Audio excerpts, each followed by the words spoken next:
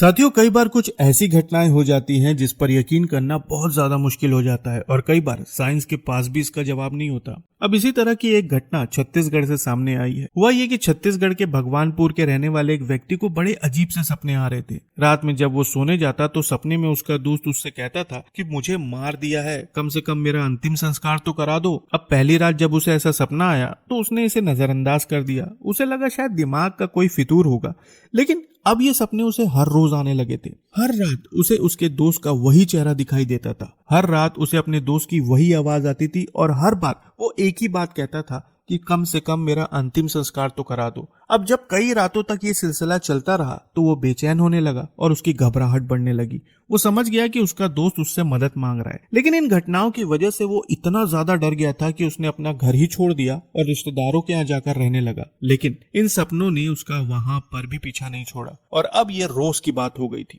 आखिरकार जब बात उसके बर्दाश्त के बाहर हो गई तब वो सीधा थाने पहुंचता है और थाने पहुंचकर ऐसी बात बताता है जिसे सुनकर खुद पुलिस वाले भी हैरान रह जाते हैं। और फिर घर के एक कमरे में खुदाई शुरू होती है और जो सच सामने निकल कर आता है उसे देखकर हर किसी के पैरों तले जमीन खिसक जाती है। असल में साथियों, ये सच्ची घटना छत्तीसगढ़ के भगवानपुर इलाके की है, जहाँ कृषि महाविद्यालय के पीछे मिथिलेश कुजूर का घर था। मिथिलेश का एक पक्का दोस्त हुआ करता था, बृजलाल। खबरों की माने तो कहा जा रहा है कि दोनों बेहद पक्के दोस्त थे। साथ में उठना बैठना, घूमना फिरना, हर चीज साथ किया करते थे और इसी तरह से इनकी दोस्ती कई सालों से चली आ रही थी। लेकिन फिर 24 से 25 मार्च की रात को कुछ ऐसा हुआ जिसने सब कुछ बदल कर रख दिया। उस वक्त नवरात्रि का पावन पर्व चल रहा था और आप जानते ही हैं कि इस दौरान कई लोग शराब जैसी चीजों से दूरी बना लेते हैं और भक्ति भावना में डूब जाते हैं। इसी तरह मिथिलेश भी नवरात्रि के 9 दिन इन सारी चीजों से दूर रहता था। लेकिन अब होता यह है कि 24 से 25 मार्च की रात को बृजलाल मिथिलेश के घर पहुंचता है और उससे कहता है कि चल शराब पियेंगे। लेकिन मिथिलेश साफ मना कर देता है। कहता है कि देख भाई, नवरात्रि चल रही है और मैं शराब तो बिल्कुल भी नहीं पीऊंगा, इसलिए तू नवरात्रि के बाद आना,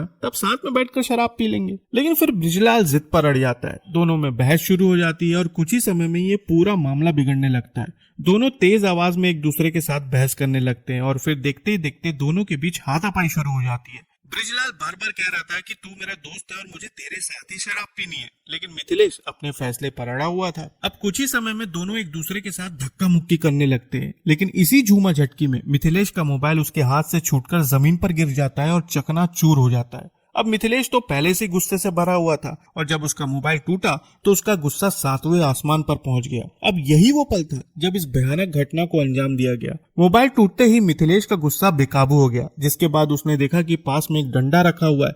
उसने उसी वक्त डंडा उठाया और बिना कुछ सोचे समझे अचानक बृजलाल पर हमला कर दिया, जिसकी वजह से उसकी सांसें हमेशा के लिए थम गई। बृजलाल जमीन पर बेसुध पड़ा हुआ था और मिथिलेश की हालत अब खराब होने लगी थी। उसने इस घटना को अंजाम तो दे दिया था, लेकिन अब वो समझ नहीं पा रहा था कि आखिर वो करे तो क्या करे। लेकिन फिर इसी दौरान मिथिलेश की पत्नी राजकुमारी भी वहां आ जाती है और जब वो ये सब देखती है तो उसके भी हाथ पांव ठंडे पड़ जाते हैं। फिर दोनों बैठकर सोचने लगते हैं कि आखिर शव को कहाँ ठिकाने लगाया जाए। फिर काफी देर सोचने समझने के बाद दोनों ये तय करते हैं कि शव को घर में ही दफना देते हैं और किसी को इस बारे में कुछ भी पता नहीं चलेगा। रात के वक्त दोनों पति पत्नी मिलकर अपने घर में खुदे हुए एक गड्ढे में बृजलाल के शव को दफना देते हैं और फिर उसके ऊपर प्लाईवुड की एक शीट डाल दी जाती है। इसके बाद दोनों निश्चिंत हो जाते हैं और यही सोचने लगते हैं कि अब इसके बारे में किसी को कुछ भी पता नहीं चल पाएगा। और देखा जाए तो शायद इस घटना के बारे में किसी को पता भी नहीं चलता अगर मिथिलेश के साथ ऐसी घटनाएं ना होती। इस घटना को अंजाम देने के बाद दोनों पति पत्नी कमरे में सोने चले गए, लेकिन फिर मिथिलेश का ये कहना है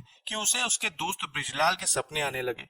वो सपने में आकर कहने लगा कि तुमने मुझे मार तो दिया है, कम से कम मेरा अंतिम संस्कार तो करा दो। अब हर रात उसे इसी तरह के सपने आने लगे, इसलिए डर के मारे उसने अपने रिश्तेदारों के यहाँ रहना शुरू कर दिया। लेकिन इन सपनों ने उसका वहां पर भी पीछा नहीं छोड़ा और अब मिथिलेश को समझ में आ गया कि उसका दोस्त उसका पीछा छोड़ने वाला नहीं है। आखिरकार तंग आकर वो सीधा पुलिस थाने पहुंचा। वहां पहुंचकर उसने बताया कि उसने अपने दोस्त को मार दिया है और घर में ही उसे दफना दिया है। अब जैसे ही ये बात पुलिस के सामने आई तो एक पल के लिए पुलिस भी हैरान रह गई, क्योंकि मामला बेहद ज्यादा गंभीर था।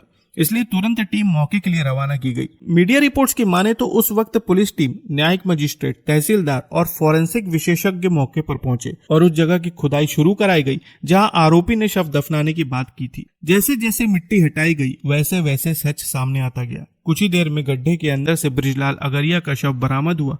करीब एक हफ्ते से दफन होने की वजह से शव बेहद ज्यादा बुरी स्थिति में था। पुलिस ने मौके पर पंचनामा कार्रवाई की और शव को पीएम के लिए भेज दिया।